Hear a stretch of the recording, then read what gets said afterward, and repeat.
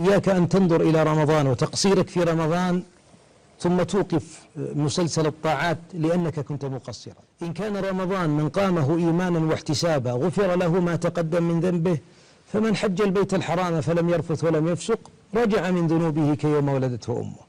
ثم اعلم أن الله جل وعلا غفور رحيم. الذنب والتحسر على الذنب جميل إن كان يدفعك للعمل، أما إذا كان يقعدك فلا.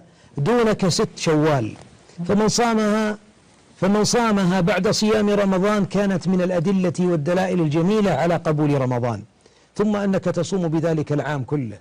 يا عبد الله، كل يوم ما تعصي الله فيه افرح، قل بفضل الله وبرحمته فبذلك فليفرحوا، فهو لك يوم عيد.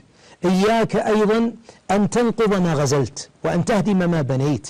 فإياك تقول بعضهم رمضان عندما انتهى وأتى أيام العيد بدأ يرتب سفريات محرمة، سهرات محرمة، أعاد العلاقات الأولى اللي أوقفها في رمضان، دخل المواقع الحاسوبية اللي كان قد تاب منها في رمضان، عاد لبعض الموبقات والمحرمات. يا أخي، ما تدري متى تموت، ما تدري أتدرك العام القادم رمضان أم لا.